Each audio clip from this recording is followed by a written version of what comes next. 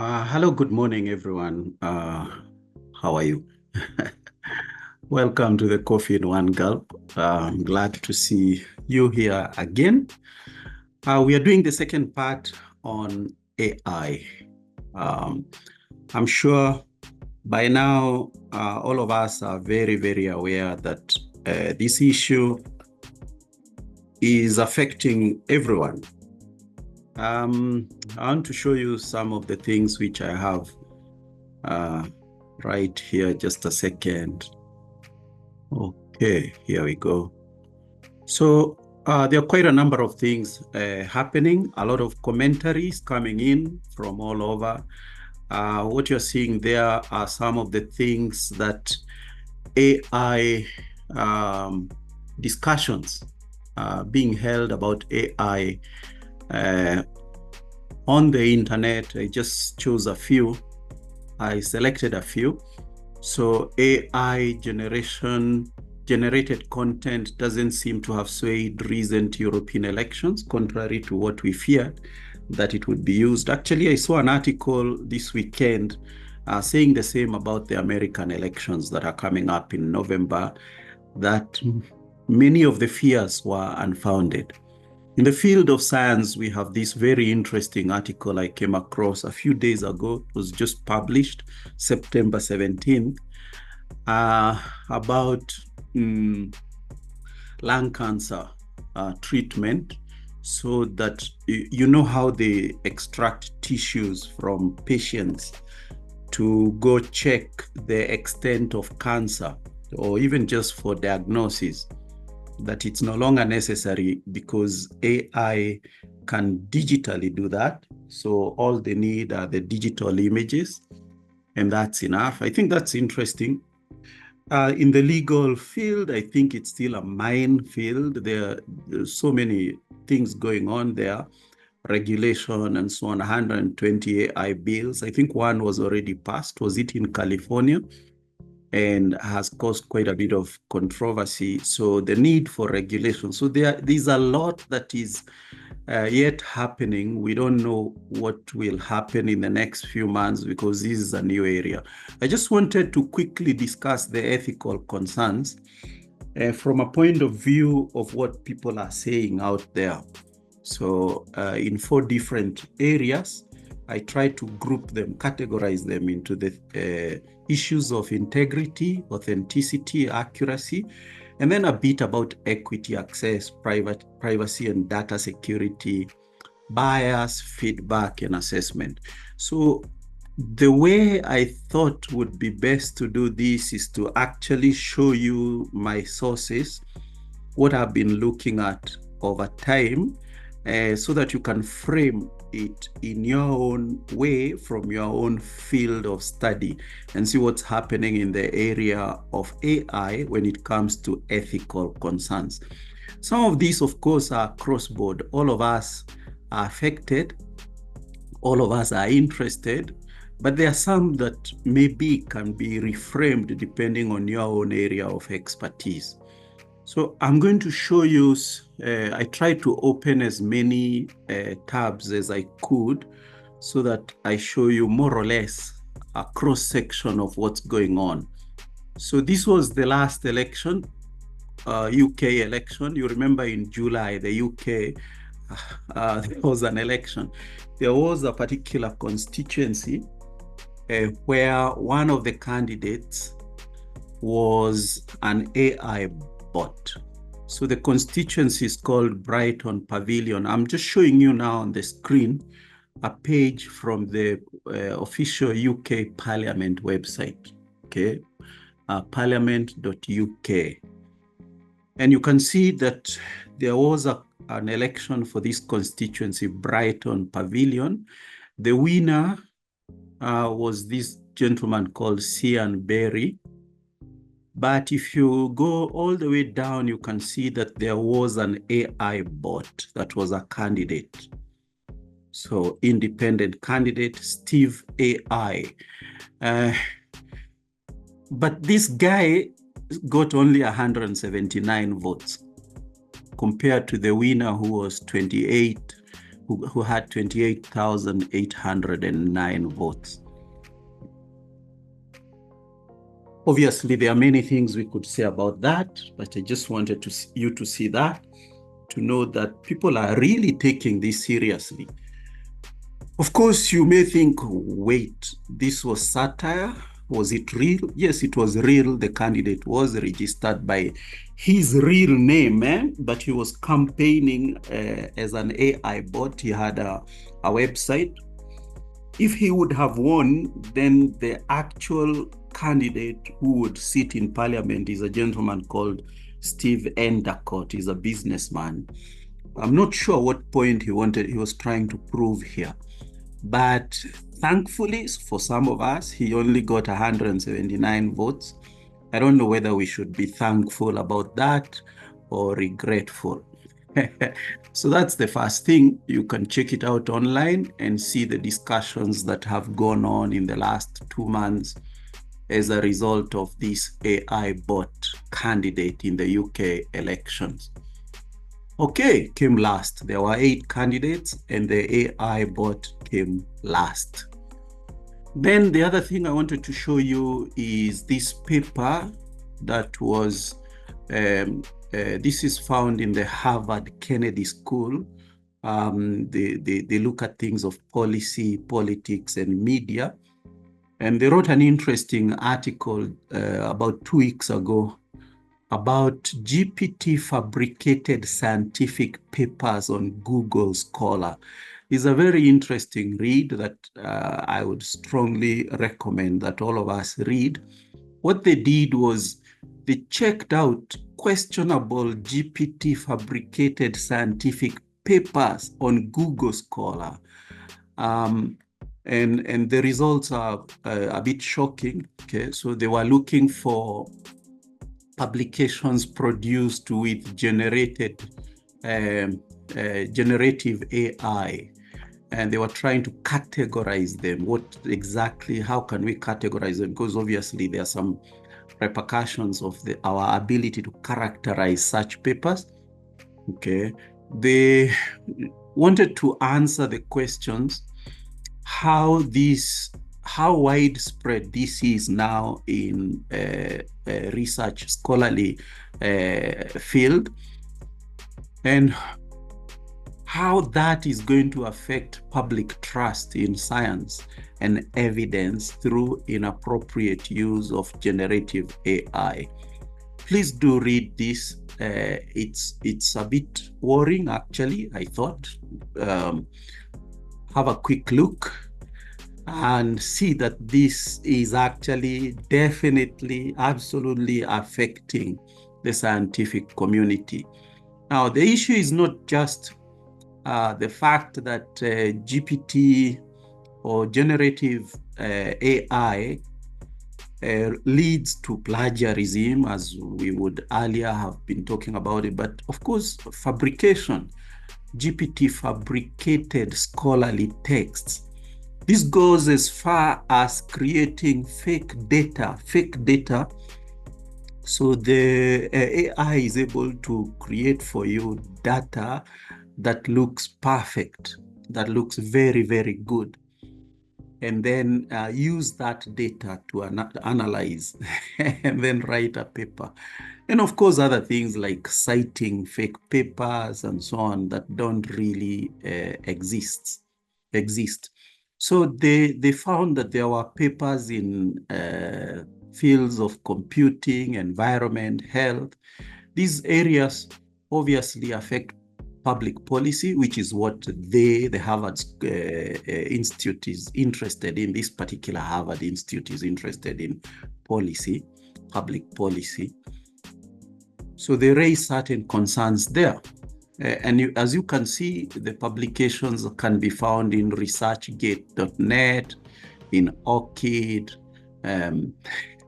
high quality platforms like IEEE.org, etc.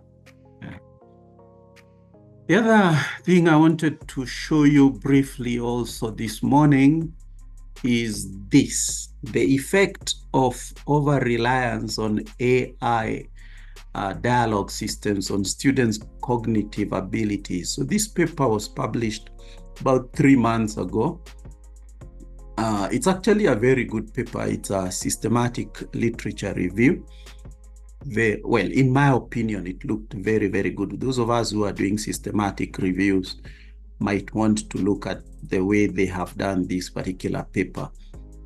They looked at very many studies, and they were trying to check how the use of AI by students, when they over-rely on AI, how that affects cognitive abilities. So cognitive abilities referring to things like decision-making, critical thinking, analytical reasoning, and stuff like that. So this particular paper showed that indeed, yes, they concluded that the overuse of AI by students is already affecting their cognitive abilities. So they have issues. Our students already are having issues. Well, if we go by this paper, they are having issues with critical thinking, with decision-making, analytical thinking, stuff like that. So I'll send the link to this paper for all of you to have a look. The next one is from Stanford Law School. Okay, and they are looking at equity issues. Specifically, they were interested in racial disparities. So this particular article talks about how AI might exacerbate racial disparities, might increase existing gaps, inequalities. But it's a very well-balanced paper. It begins by looking at the positives. So, and there are many positives. Actually, in the area of equity, AI could be used very well to improve the situation. For instance, in adaptive learning platforms. Remember, we've talked about this before. This is the idea that using AI, you can personalize learning. You can ensure that each student is getting what they need through instant and live feedback, depending on the activity that you've designed. AI can help you direct consequent activities to particular students and their strengths and weaknesses. And that's why now they are developing AI-driven tutoring systems, which tend to be more learner-centered than current systems. And AI-powered writing tools are really good. This can help students to express themselves better than before. So that's a positive look at the problem, if it is a problem. But indeed it is, because as you read down this article, they begin to talk about the harmful impact of AI. That though there are tools that are designed to reduce achievement gaps, however, there is a problem because, first of all, there is the issue of access, that students who have the ability to pay for high-level technology, quality technology, can have access all the time. Some of our students, for instance, can only access the internet in a quality way, in an effective way when they are on campus. And you and I think, are agreed that that is also not very high quality. So the problem of access, okay, is there. Now, those who have access, therefore, can get better tools, more effective tools, and that can increase the gaps. Then there is the issue of pigeonholing. AI may have algorithms that tend to determine who you are by your entry-level behavior. So there are things such as what they are calling false alarm rate. So just because you're in America, for instance, you're a Black student, then the system already assumes that there is a very high chance of you dropping out. There's a high chance you can't pay fees. There's a high chance that you're not paying attention in class. There's a chance that you're even high on drugs. And these false alarms can then trigger certain interventions that don't apply specifically to you as an individual. Just because a certain percentage of people in your supposed cultural category behave like that doesn't mean you are behaving like that. This is what they mean by the false alarm rates. But there are other things, such as at admission level, you could be categorized, maybe scored lowly on certain parameters because of historical admission data. Chances of you being admitted could be reduced, for instance. Chances of you getting a scholarship because your performance rate is already predetermined at admission. And many other things are discussed here. Is a very interesting article from Stanford Law School. Please do have a look at that. We'll send the link to you. The next one is a very interesting, this is possibly my best. These Chinese researchers, and I found this in the archives of Cornell University, but the researchers are Chinese from two Chinese universities, the Sun Yat-sen University and Renmin University. They set out to find out whether ChatGPT has its own cultural profile. Does it have a cultural profile? Because that has obvious repercussions on the way it gives you answers and so on. The issue of cultural bias, as found on AI, has repercussions on how our students learn. So if, for instance, you search on topics like gender identity, for instance, if we could frame that as a cultural issue, for instance, then you'll find that ChatGPT definitely has some very strong opinions. These researchers, by the way, when you read the whole article, you'll be very fascinated. I have a PDF copy somewhere. Yes, here it is. Some of the subjects were Kenyans.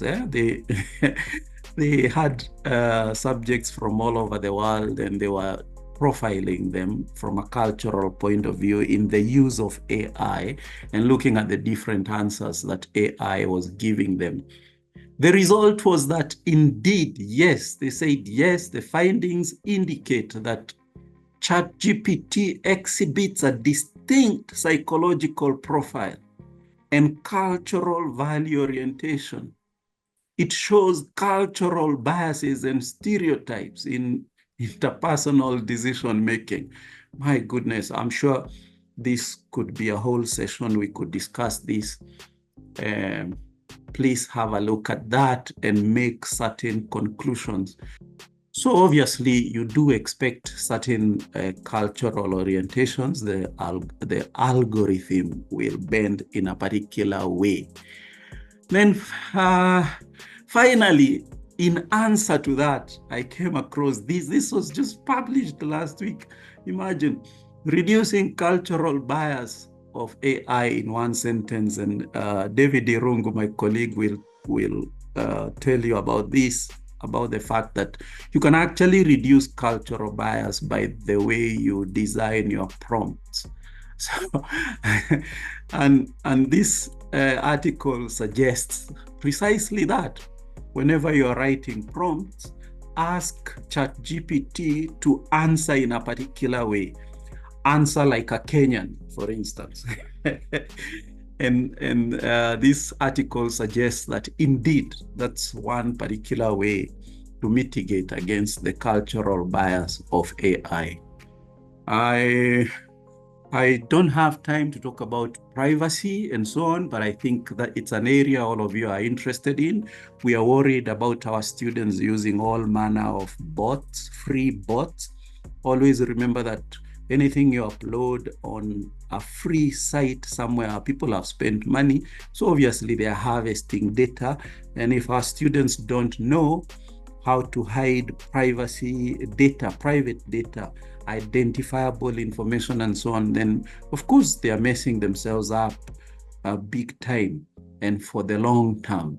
If you just Google anyway, the privacy and data issues for students using AI, you'll come across a lot of interesting discussions going on all over, both in the academic community and elsewhere in society. And I'll stop there because we have run out of time. So as promised, we are trying to organize a workshop on the actual practical use of AI in class, how it can help us make our work a bit more efficient, not just issues of academic integrity, but also our own work. How can it ease our own work? How can it increase the efficiency of the work we do, effectiveness, quality, and so on. So we are trying to organize our workshop. It will be there in early November. If some of you would like to make presentations to showcase how you're using AI and share with us, please do contact me. Be extremely grateful for your contribution to the success of that workshop. Thank you, everyone. Wonderful. Have a great Monday and a great week ahead.